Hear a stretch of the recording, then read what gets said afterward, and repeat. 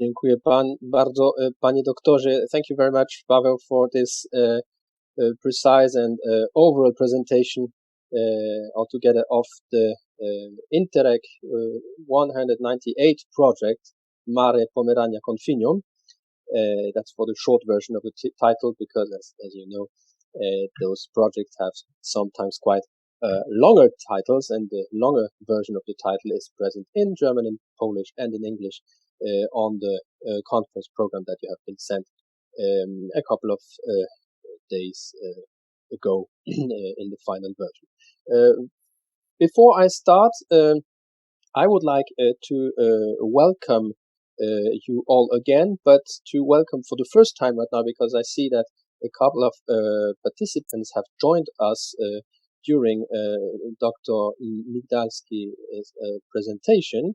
So if I'm correct, I would like to warmly welcome Professor Margit Bussmann from the University of Greifswald, which is our main partner from the other part, from the other side of the German-Polish border, from the other side of the Oder River, a bit farther than Szczecin lays, because we are, well, next to the river, and Greifswald is a bit farther. But we are partner institutions, and the University of Greifswald is one of our main partners in this project too. You have all these symbols, logos on the presentation behind Dr. Migdalski, and one of these logos is the University of Greifswald. It's on the right-hand side, if you look at Paweł on his left-hand side, from his perspective.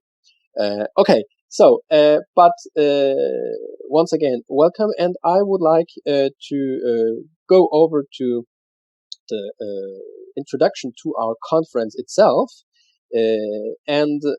Well, first of all, as we know, the question of perceptions and sometimes also misperceptions in international relations is something that has been a topic in practice for a long time, in fact, forever.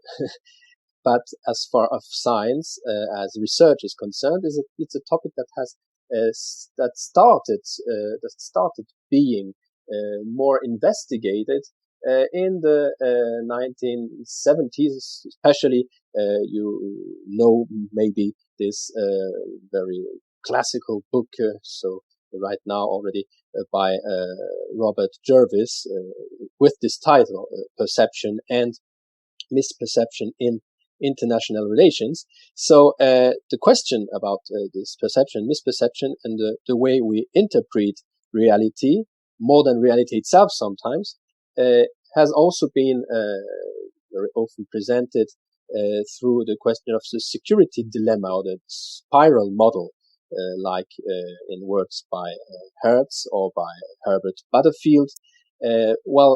This situation when two agents in the international relation system look at each other, try to understand the intentions the other one has, and which can lead to some misinterpretations if, for example, one of the agents thinks that the other one has some aggressive plans, which can lead him to prepare himself, according to civis pacem para bellum. If you want peace, prepare for war.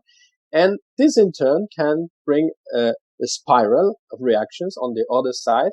Seeing that defensive measures are being taken, it will possibly even strengthen the offensive aims of the other actor. So this security dilemma, which is important if we have a look at it not from the traditional realist view in the theory of international relations, but rather from a, let's say, constructivist, social constructivist view, like proposed, for example, by Alexander Wendt already back in the late 90s, in the 20th century, who defines the security dilemma as something which is not given by anarchy or nature, but rather that as a social structure composed of intersubjective understandings in which states are so distrustful that they make worst-case assumptions about each other's intentions. So these worst-case assumptions or worst-case scenarios are then also the thing that fuels the spirals in these security dilemmas. So it's something that is pretty present in several situations in interstate relations at the level of state actors, of course. But even at the level of state actors, there is one aspect that was not so much taken into account, especially by realists, because it's not really a point that goes in the direction of rational choice theory and so on, but the emotional dimension of decision-taking, decision-making, of perception, the way emotions can decide or can sometimes blur your perception of an international situation.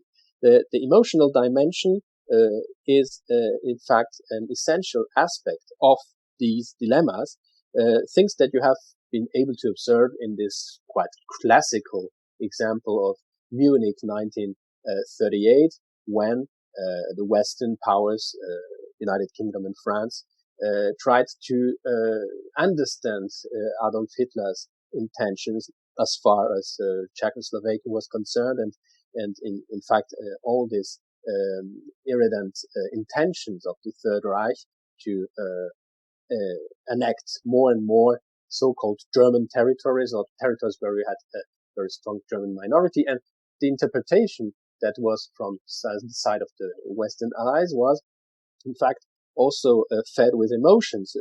Certainly some forms of fear or of anxiety, and this in turn had them accept Hitler's conditions in the hope that it would be enough and that he would not go farther. You had a typical security dilemma for this situation, when from our later perspective, if we look at it, we can say, okay, if there had been a preventive war against Hitler, maybe we could avoid Second World War and so on. This is, of course, hypothetical, and this is always easy from our today's perception, but in medias res, in the situation, of course, all this emotional background and the difficulty to appreciate the situation given the state of knowledge in a given moment has an important role. As far as the spiral model is concerned, as we have in security dilemmas, it also exists on the emotional level. American sociologist Thomas Scheff, in his well-known book Bloody Revenge, at the beginning of the years 2000, had the opportunity to explain these, as he calls it, these emotional feedback loops, where you have some strong emotions at a collective level also, not only at the level of the deciders, but at the collective level, that are fueled and that have a consequence on the other side, on the other actor. For example, like fear can be transformed in aggression, and this aggression can lead to fear again. Another emotion that was also very present in his analysis was shame, and shame, we know, can be a very strong trigger for international action.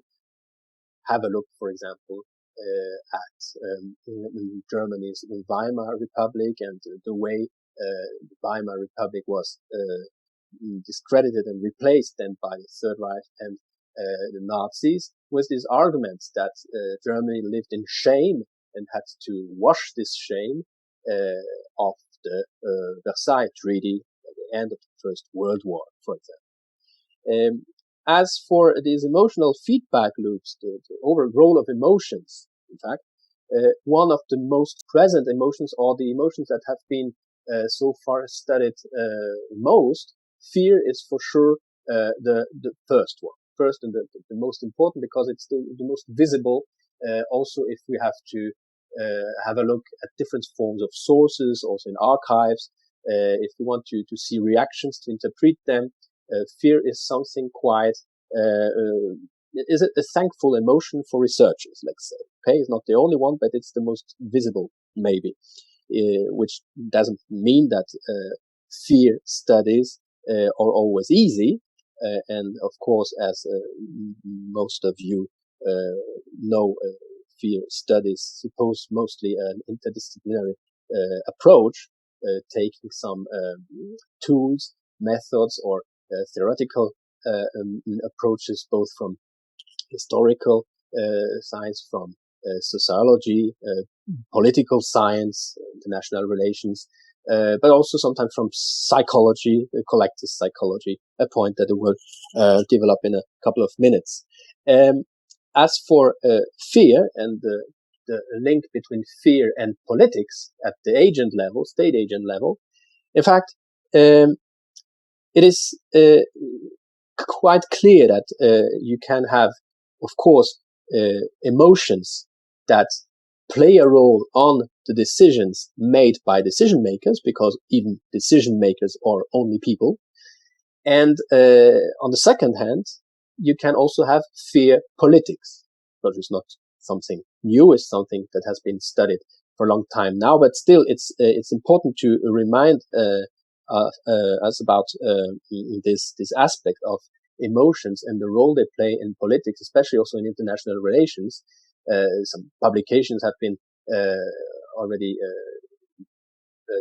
made about this during Cold War, especially. Cold War is a typical period, a typical complex that has been studied very much from the perspective of fear and fear politics, and fear policies, of course, because decisions can be fueled by emotions, but the meaning of decisions, or the intention of decisions, political decisions, can also be to fuel emotions that are already existing at a societal collective level, or to create and strengthen then emotions for practical use, for domestic polities, or for some tactics in the relation with another agent on an international level. So, in fact, decision makers are both agents and objects of emotions, and this makes it even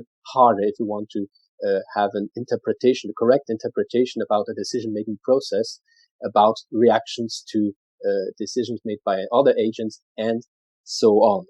The important aspect, of course, is also that as for fear, 2 points. First, it's not only fear felt by one person, and it doesn't mean that we take into account just panic, so the contamination of fear through panic effect, but fear can be present at a societal, collective level too, as a form of stabilized norm, in a constructivist meaning of norm, as a socially shared knowledge or emotional knowledge in this context, as in fact some patterns, some interpretation patterns, perception patterns with regards to a long-time enemy, for example, over several generations, can get stabilized and also, let's say, strengthened by a corresponding memory politics,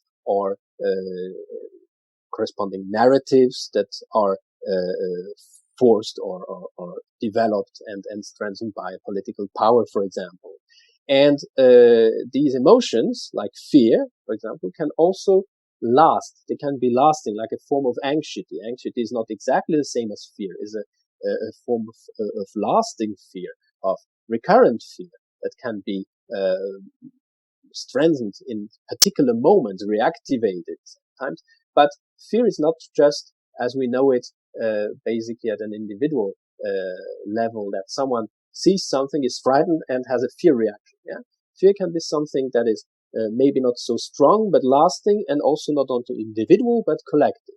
So we have what we call, after William Reddy, emotional regimes, stabilized form of emotional norms that work at a societal level with a political relevance in that case, which can be observed also in international relations, in bilateral relations especially, or sometimes in triads, when you have a complex between 3 actors, for example, Germany, Poland, Russia, or USSR, or let's say other constellations. It's just one example. And this, in fact, leads us to the very subject of our conference. Of course, these introductory words are not supposed to give the method or the theoretical background that is supposed to be used by the participants. Everybody, of course, is free to have his own or her own approach. It's just a form of overall reflection that I propose to all of us, and to keep it in mind, and hopefully also to come back to it sometimes through discussions and comments after the several presentations, and also in the perspective of our final conclusive discussion just after the last small coffee break on Saturday early afternoon, before we say goodbye to one another. So it's a suggestion, of course. The conference itself is concentrating on the Baltic Sea region, which is not precisely the reason that is or has been mostly analyzed from this perspective of fear politics, of fear in international relations, etc. And still, it's a very important region. Not only, but especially in this period of time we are taking into account in this conference. Well, during this age of extremes, or short 20th century, like Eric Hobsbawm had coined this or labeled this 20th century between, let's say, the First World War, the Bolshevik Revolution, and the collapse of the USSR. So between 1918 and 1991. Well, the Baltic Sea region is interesting from this point of view, that during the First and the Second World War, it's a place of war, theater of war, and during the Cold War later, it is a point or a space of contact, of interaction, of course, cold conflict between, in fact, three types of countries, between the Western bloc, the Eastern bloc, and also neutral countries, Scandinavian countries. So, which makes it even more interesting, more complicated. And in this quite small space area, with many countries, many borders, the border issue is, of course, one of the most relevant. However, and this is also an important point of our conference, we will not consider, well, borders, and it's also something we can hear from the presentations that will be proposed by our participants during those 3 days. We don't consider, borders just as something, let's say, geographical, spatial, as something territorial. But there are also some social, cultural, sometimes even ethnical borders and processes of othering at several levels, which should also be taken into account. And some of the presentations go into these kind of issues. I would like to share with you the program, our program, not just for the participants, but in fact also, sorry, I just have to make this presentation modus. Sorry. Small technical issue. Okay. Thank you, Pavel, for this one. Our conference has been built chronologically. So there is not much more key idea about it, how to organize the presentations. But still it's relevant because it enables us to see the whole evolution. So we're starting today with the post-World War I period, the interwar periods. Then we will go over the Second World War and post-Second World War period through first part of Cold War.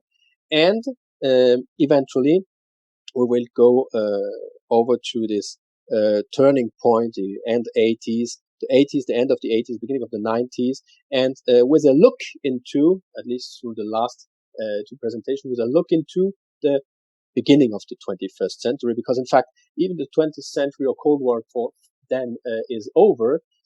In mentalities, in some reactions, Cold War still exists, is still having some effects on the agents and on international relations. So as for today, in a couple of minutes, I will open the floor for the first presentation. We'll tell you a couple of words about Professor Anne Segelke in a moment. His presentation will be about, well, this interwar period from a German perspective of the German diplomacy, as far as border disputes were concerned in the Baltic Sea region, the very first period of interwar, so the end of the 1910s, the beginning of the 1920s. Afterwards, we'll have a small coffee break, which is in fact seen also as a break for our eyes, for our sight, because we're online and everybody needs that. And the second presentation will be by Professor Jarosław Suchobles from the University of Jyväskylä, and it would be a presentation which is keen to the first one as far as the region is concerned, but not specifically from a German point of view, rather the question of the relation between Soviet Russia, young Soviet Russia, and the immediate neighbors, Baltic states and Finland. As you can see from the program, we have tried to replace or to propose something that could remind us of a cultural program in addition to the scientific program. Unfortunately, we kind of meet together at Kulice or in Szczecin, and still, as I suppose for most of our foreign participants, and maybe also for some participants who are from other parts of Poland, our conference center in Kulice itself, and this old German manor that was possession of the elder brother of the Iron Chancellor Bismarck, is not very well known. And that's why, as an addition to the scientific program, Professor Hackman will give us a short presentation of this conference center in Kulice, his history, the history of the place, the genius loci in a sense, which in fact brings us back to the questions also of border fears somehow, because of the location of this center on the map. And it will be the end of day one, approximately around 6 p.m. Tomorrow we'll meet at 9:30 with two presentations before lunch break. One, there is an overall presentation of the 20th century from a Polish perspective, and about fear as a strategy to create borderland, which is in the realms of fear politics, that I was speaking about just a couple of minutes before. And we have also, I will present, of course, the persons tomorrow, not now, German Ragozin from Russia, about what we could say also this cultural borders, ethnical borders, linked but not always very exactly with territorial borders in post-World War II Pomeranian region and former Königsberg region, so Kaliningrad, till the end of the 60s. The afternoon will be at the disposal of Ciprian Nitu from Romania, who will bring us farther in the Cold War period to the early 70s and later with the Helsinki process, which is a very important process within the Baltic area, not only, but especially. And Paweł Miedziński from Szczecin, but not from the University of Szczecin, from the Institute of National Remembrance, who will frighten us, showing us some atomic thunder plans that did not came to realization, luckily, otherwise we would not be here possibly to speak about it. And once again, the second proposal as a cultural program, which is open to everybody, but of course is especially with the thought of our foreign participants, would be a short presentation of the newest history of Szczecin in the region by Professor Kasucki at the University of Szczecin. Which leads us to the third and last day with two presentations of the 80s and late 80s by one of our colleagues of the University of Szczecin, Tomasz Lepowronski. And afterwards, last but not least, I'm sorry that our ladies are the last in the program, but it's only because of the chronological logic. Please don't think that it was on purpose for any other reason. That's not at all the case. So Akanksha Singh, Dr. Akanksha Singh from the University of New Delhi about Baltic states and the question of Russian minorities. And Natalia Iost and Professor Margit Bussmann of our partner University of Greifswald concerning the problem of air sovereignty over the Baltic region with, of course, the Russian factor. Some small and last technical details or organizational details before I present Professor Zegelke. Most of us for the past 12, 15 years, months, oh my God, have been using Zoom, Microsoft Teams, and so on. So we should be, I suppose, most of us quite familiar with the functions it enables. If some of our participants want to share a presentation, you have this share button, the yellow button at the end, at the bottom of the window. Please just make sure when you're done after your presentation that you stop sharing to enable the next participant to share his or her own presentation. And a final information for all of the participants and also for the audience.